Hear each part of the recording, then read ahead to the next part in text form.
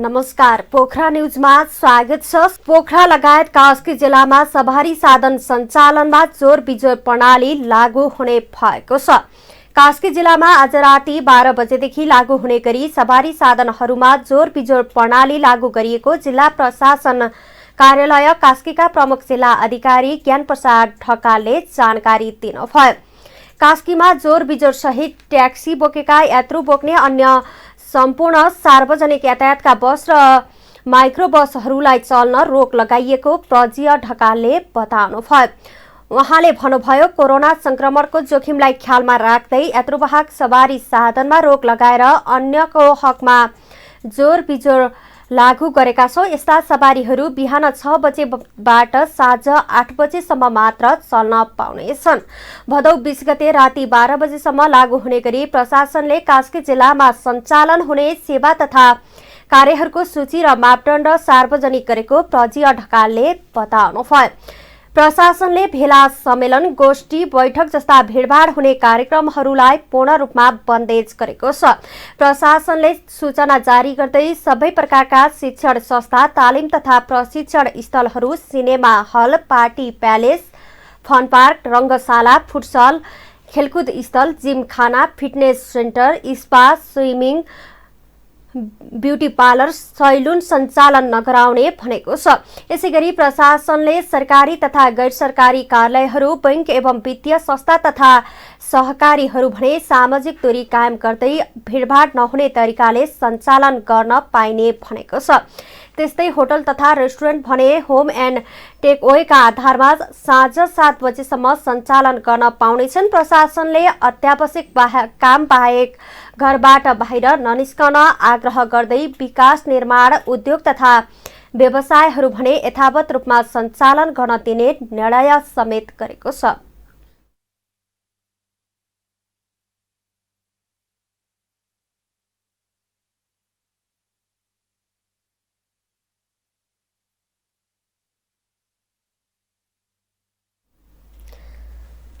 पोखरामा शुक्रबार थप 1 कोरोना संक्रमितको मृत्यु भएको छ। पोखरा स्वास्थ्य विज्ञान प्रतिष्ठानको कोभिड-19 उपचार केन्द्रमा उपचाररत पोखरा 16 का 52 वर्षीय पुरुषको मृत्यु भएको प्रतिष्ठानले जनाएको छ। श्वास प्रश्वासमा समस्या देखिएपछि अस्पतालमा उपचारका लागि आएको उनको दिउँसो 12 बजेर 15 मिनट जाँदा मृत्यु भएको प्रतिष्ठानका निर्देशक सह प्राध्यापक डाक्टर अर्जुन आचार्यले जानकारी दिनुभयो। मृतकमा कोभिड-19 सँगै उच्च रक्तचाप र मधुमेह लगायतका स्वास्थ्य समस्या रहेको निर्देशक आचार्यले बताउनु भएको छ। यससँगै पोखरामा स्वास्थ्य प्रतिष्ठानमा कोभिड-19 का कारण मृत्यु हुनेको संख्या 6 पुगेको छ।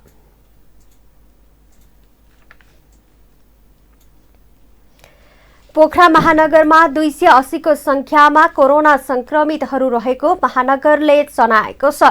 बिहिबारसम्म महानगरमा 206 जना पुरुष र 74 जना महिला गरी 280 कोरोना संक्रमितहरू रहेको महानगरका स्वास्थ्य महाशाखा प्रमुख हेमन्त शर्मा पौडेलले बताउनुभयो। पोखराका 33 वडा मध्ये वडा नम्बर 20 र 24 मा शून्य संक्रमण रहेको र सबैभन्दा बढी पोखराको वडा नम्बर 8 मा 27 जना संक्रमित रहेको प्रमुख पौडेलले पोखरा न्यूजलाई जानकारी दिनुभयो। पौडेलका अनुसार महानगरको वडा नम्बर 7 मा 23, वडा नम्बर 5 मा 20 जना, वडा नम्बर 17 मा 18, वडा नम्बर 9 मा 17 जना, वडा नम्बर 27 मा 16 जना, वडा नम्बर 16 मा 14 जना, वडा नम्बर 19 मा 12 जना, वडा नम्बर 14 मा 11 जना, वडा नम्बर 4 मा 11 जना संक्रमित रहेका छन्। यसैगरी पोखरा महानगरको वडा नम्बर 13, 15, 26 र 33 मा 8-8 जना, वडा नम्बर 6, 10, 29 र 30 का 4 वटा वडामा 7-7 जना, वडा नम्बर 32 मा 6 जना र वडा नम्बर 3 मा 5 जना तथा वडा नम्बर 11, 12, 18, 22, 25 र 28 मा 4-4 जना र वडा नम्बर 1 मा 3 जना, वडा नम्बर 21 मा 2 जना, पोखराको वडा नम्बर 2, 23 र 31 मा 1-1 जना संक्रमित रहेको प्रमुख पौडेलले जानकारी दिनुभयो। उहाँले पोखरा महानगरका 16, 19 र 12 नम्बर वडाका 3 जनाको कोरोनाको कारण मृत्यु भएको बताउनु भएको छ। भारतीयहरूले सञ्चालन गर्ने साना उद्योग र व्यवसायहरू रहेको पोखरा महानगरका ओडामा धेरै संक्रमित देखिएको पौडेलले बताउनुभयो।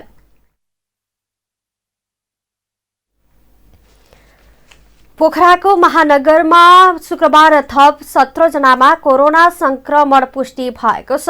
गण्डकी प्रदेश स्वास्थ्य निर्देशनालयले शुक्रबार पोखराका बैंक, हस्पिटल, कन्सल्टेन्सी र मोबाइल पसलका सहित थप 17 जनामा संक्रमण पुष्टि भएको जनाएको छ।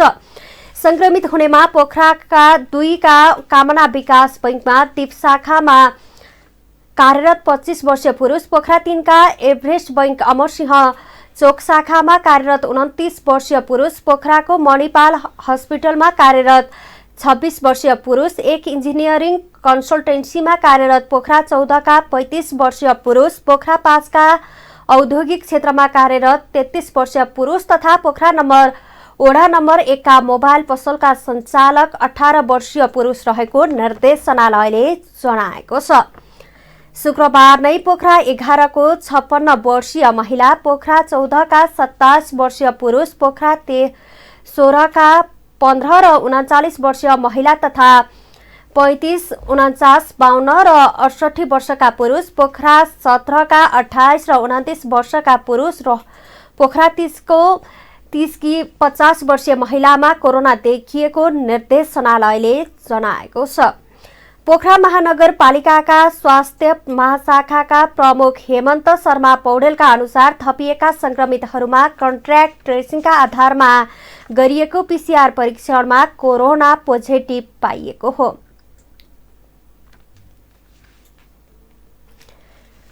कोरोना भाइरस कोभिड-19बाट थप 12 जनाको मृत्यु भएको छ।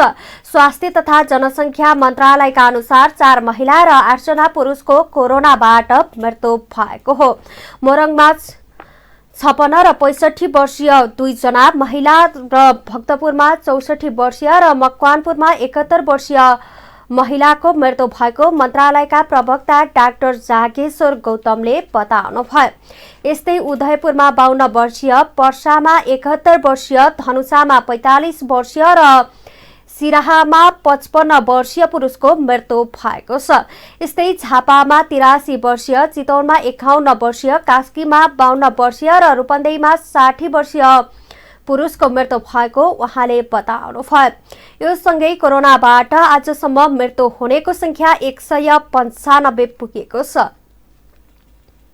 पक्षसँग समन्वय गर्ने सिलसिलामा 2, कपिलवस्तुमा 2, दाङमा 1, नवलपरासीमा 2, बर्दियामा 2, बाँकेमा 36, रूपन्देहीमा 72 जना हुनुहुन्छ।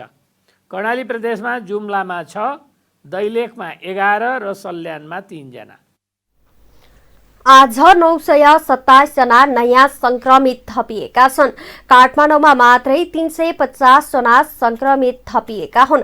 यस्तै भक्तपुरमा 54 र ललितपुरमा 11 जना संक्रमित थपिएको गौतमले बताउनुभयो। आजसम्म 36,456 जनामा कोरोना संक्रमण देखिएको छ। पीसीआर विधिबाट 10,229 जना परीक्षण गरिएको छ। आजसम्म 6,58,110 जनाको पीसीआर परीक्षण भएको छ। आज देशभरि सक्रिय संक्रमितको संख्या 16,019 रहेको छ। आज नै डिस्चार्ज हुनेको संख्या 169 रहेको छ। विभिन्न सञ्चार माध्यममा कार्यरत सञ्चारकर्मीहरूको आज कोरोना परीक्षणको लागि स्वाब संकलन गरिएको छ। स्वास्थ्य तथा जनसंख्या मन्त्रालयको समन्वयमा विभिन्न सञ्चार माध्यममा कार्यरत सञ्चारकर्मीहरूको आज पीसीआर परीक्षणका लागि स्वाब संकलन गरिएको हो। विभिन्न सञ्चार माध्यममा कार्यरत पत्रकारहरूलाई कोरोना संक्रमण देखिन थालेपछि आज उपत्यकामा करिब 200 जनाको कोरोना परीक्षणको लागि स्वाब संकलन गरिएको हो। देशका विभिन्न प्रयोगशालामा भइरहेको परीक्षणमा सञ्चारकर्मीहरूमा पनि संक्रमण पोजिटिभ देखिन थालेपछि मन्त्रालयले उपत्यकामा परीक्षणका लागि आज समन्वय गरेको छ। देशभरि पछिल्लो समय संक्रमणको दर बढिरहेको छ। पहिलो पंक्तिमा रहेर काम गर्ने स्वास्थ्य कर्मी, सुरक्षाकर्मीसँग सञ्चारकर्मीहरू पनि जोखिममा रहेपछि उपत्यकामा 200 जनाको परीक्षण गरिएको बताइएको छ। उपत्यका लगायत देशका विभिन्न ठाउँमा पछिल्लो समय कोरोना संक्रमण बढ्दो दरमा रहेको छ। स्वास्थ्य तथा जनसङ्ख्या मन्त्रालयले हिजो नियमित पत्रकार सम्मेलनमा दिएको जानकारी अनुसार देशभरि कोरोनाबाट 183 जनाको मृत्यु भएको छ।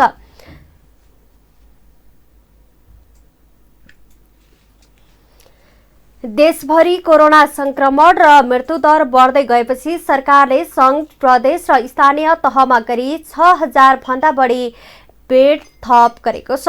स्वास्थ्य तथा जनसङ्ख्या मन्त्रालयका अनुसार केन्द्रीय अस्पताल, प्रदेश र पालिका तहमा गरी 6202 वटा बेड थप भएका छन्। केन्द्रीय अस्पतालमा 1000, प्रादेशिक अस्पतालमा 1957 बेड थप भएको मन्त्रालयका प्रवक्ता डाक्टर जागेश्वर गौतमले बताउनुभयो। यस्तै विभिन्न 649 पालिकामा 3245 वटा बेड थप भएका छन्। अस्पतालहरू नभएको प्रत्येक पालिकामा 5 वटा बेड थप भएका छन् भने हरेक अस्पतालमा जनशक्ति सहित बेड थप भएका हुन्। यस्तै गरी सरकारले थप 3 वटा अस्पताललाई कोभिड अस्पतालमा सूचीकृत गरेको छ। वीरगञ्जको नेशनल मेडिकल कलेज, काठमाडौँको कान्तिपुर अस्पताल र जनमैत्री अस्पताललाई कोभिड अस्पतालमा सूचीकृत गरिएको हो। नेपालमा प्लाज्मा थेरापी विधिबाट 20 भन्दा बढीको सफल उपचार भएको उहाँले बताउनुभयो। देशका विभिन्न अस्पतालमा 42 जनाले प्लाज्मा दान गरेका छन्।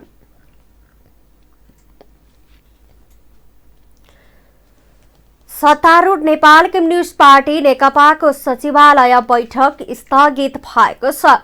सचिवालय सदस्य समेत रहेका उपप्रधानमन्त्री तथा रक्षा मन्त्री ईश्वर पोखरेल र गृहमन्त्री रामबहादुर थापा बादल आइसोलेसनमा बस्नुपर्ने भएकोले भोलि शनिबारको बैठक स्थगित गरिएको हो। कोभिड-19 सङ्कट व्यवस्थापन सेन्टर सीसीएमसीमा कार्यालय सहयोगीलाई संक्रमण देखिएकोले दुवै नेता होम आइसोलेसनमा बसेको स्रोतले जानकारी दिएको छ। त्यही कारण बैठक 18 गतेलाई सरेको छ। बैठकमा पार्टी विवाद समाधानका लागि बनेको कार्यदलको प्रतिवेदनमाथि छलफल गर्ने कार्यसूची रहेको छ।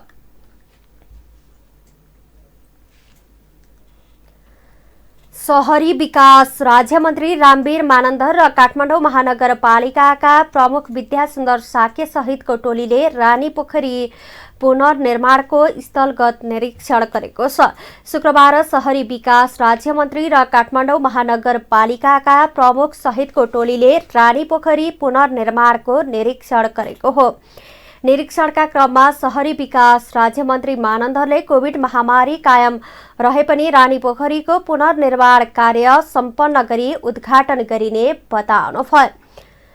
उहाँले रानीपोखरी ऐतिहासिक, सांस्कृतिक, पुरातात्विकसँग मात्र नजोडिएर प्रेम कहानीसँग समेत जोडिएकोले काठमाडौँवासीको गौरव र जीवनसँग जोडिएको बताउनुभयो। रानीपोखरीको पुनर्निर्माणलाई महत्त्व दिएर काम गर्न आग्रह गर्दै कुनै समस्या भए मन्त्रालयबाट सक्दो सहयोग हुने प्रतिबद्धता समेत व्यक्त गर्नुभयो। लाइफलाइन पनि हो। यो लाइफलाइनसँग जोडेर अघि न बागद्वारदेखि आउने र यो बागद्वार भनेको के हो भन्ने कुराहरू हामीले अझ बुझ्नुपर्छ र बागमतीको यस उत्पत्ति र विकास र यसको सांस्कृतिक मात्रै नभइकन मलाई लाग्छ यो बागमती भनेको हाम्रो लाइफलाइन, जुन लाइफलाइनसँग जोडेको यो रानीपोखरी पनि रहेछ। रानीपोखरी निर्माणका क्रममा सुरुमा विवाद आएपछि पुनर्निर्माण प्राधिकरण मार्फत उपभोक्ता समितिले कामको जिम्मा लिएको थियो। महानगरपालिकाका मेयर साक्यले विज्ञ टिमको सुझाव अनुसार प्रताप मल्लकालीन शैली, स्वरूप र निर्माण सामग्री प्रयोग गरी रानीपोखरी बनाउने प्रतिबद्धता जनाई उपभोक्ता समिति मार्फत काम गराइएको बताउनुभयो।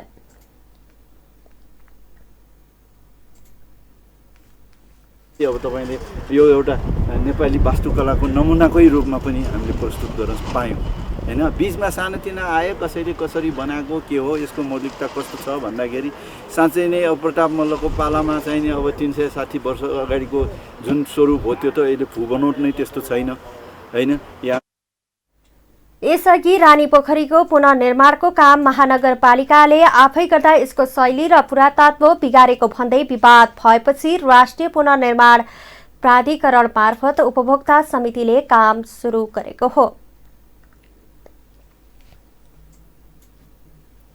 पोखरा न्यूजमा पालो आर्थिक समाचारको।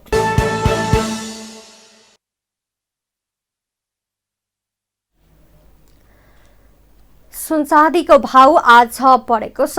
सुनको भाउ आज तोलामा 800 रुपियाँले बढेर तोलाको 97,600 रुपियाँ निर्धारण गरिएको नेपाल सुनचाँदी व्यवसाय महासंघले जनाएको हो।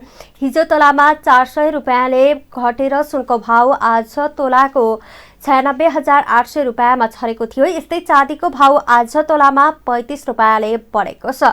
चाँदी आज तोलाको 1,345 रुपियाँमा कारोबार भइरहेको छ।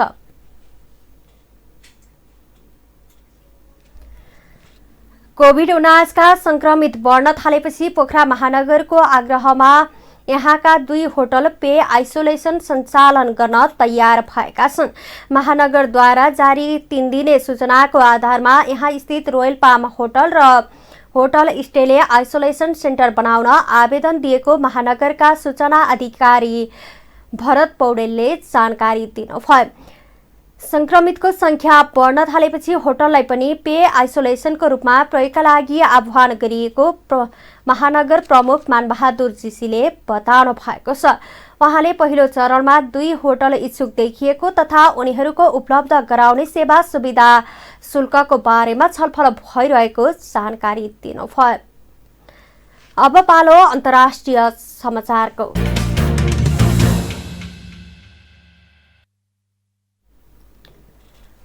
भारतमा शुक्रबार कोरोना भाइरसका कारण 77,266 जना नयाँ संक्रमित थपिएका छन्। भारतमा दिन प्रतिदिन संक्रमण बढ्दो छ। त्यहाँको स्वास्थ्य मन्त्रालयका अनुसार अहिलेसम्म 30,39,000 जनामा कोरोना भाइरस संक्रमण पुष्टि भएको छ। तर ओल्ड मिटरले भने भारतमा अहिलेसम्म 33 लाख भन्दा धेरैलाई संक्रमण भएको जनाएको छ। यस्तै भारतमा शुक्रबार एकै दिन 1,057 जनाको कोरोना भाइरसको संक्रमणका कारण ज्यान गएको छ। भारतमा कोरोनाका कारण अहिलेसम्म 61,700 भन्दा धेरैको ज्यान गएको छ। भारतमा संक्रमित मध्ये 25,85,000 भन्दा धेरै निको भएर घर फर्किएकोमा अझै 7,45,000 भन्दा धेरै सक्रिय संक्रमित रहेको त्यहाँको स्वास्थ्य मन्त्रालयले जनाएको छ। राइटर्स टेलीका अनुसार भारतमा गएको 7 अगस्तदेखि हर दिन विश्वमै सबैभन्दा धेरैमा संक्रमण पुष्टि भइरहेको छ। अमेरिका र ब्राजिलपछि भारतका कोरोना भाइरसबाट प्रभावित देशको तेस्रो स्थानमा परेको छ।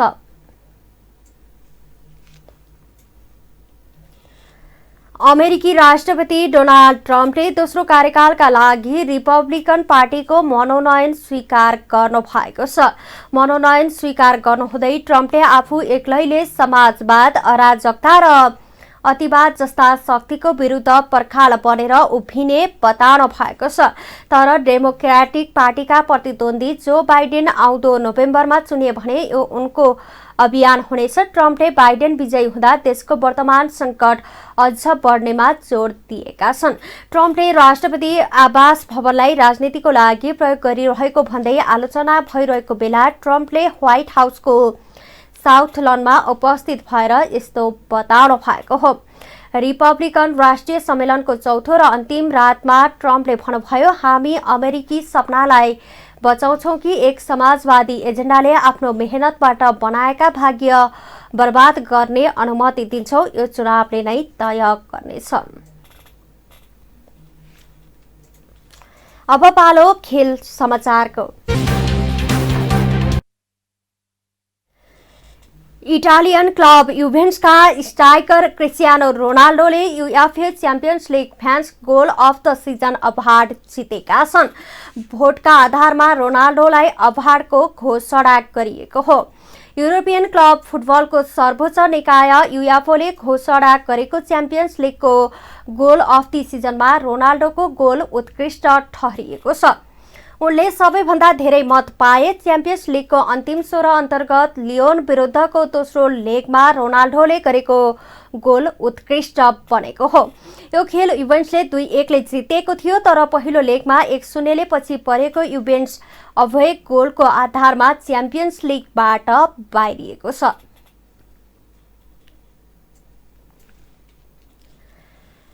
म्यान्चेस्टर युनाइटेडका फुटबलर प्लोल्भालाई कोरोना भाइरसको संक्रमण पुष्टि भएको छ। कोरोना पुष्टि भएपछि 27 वर्षीय मिडफिल्डर आउँदो हप्ता हुने फ्रान्सको युएफए नेसन्स लिगको खेल गुमाउने भएका छन्।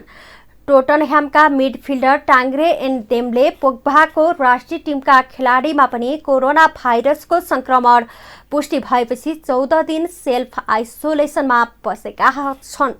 फ्रान्सका प्रमुख प्रशिक्षक डिडियर डेस्याम्पले नेसन्स लिगको लागि टोली सार्वजनिक गर्ने क्रममा पोग्बामा कोरोनाको संक्रमण देखिएको जानकारी दिएका छन्। अब पालो मौसम समाचारको।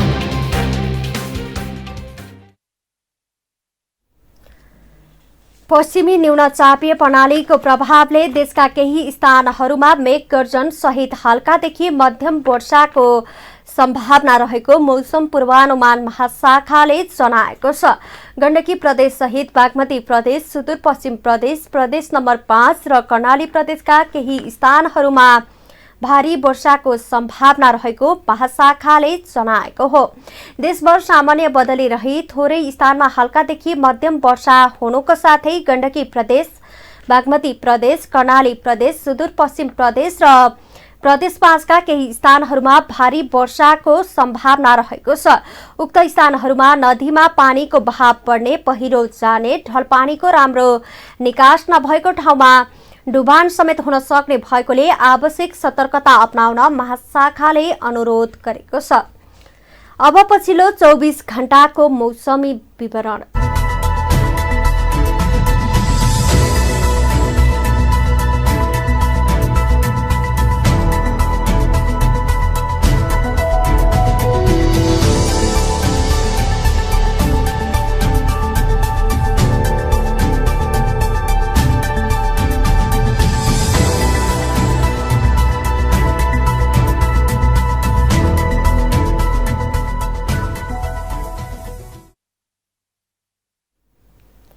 हवस् त अहिलेलाई पोखरा न्युज यति नै। हामीलाई आज्ञा दिनुहोस्। नमस्कार।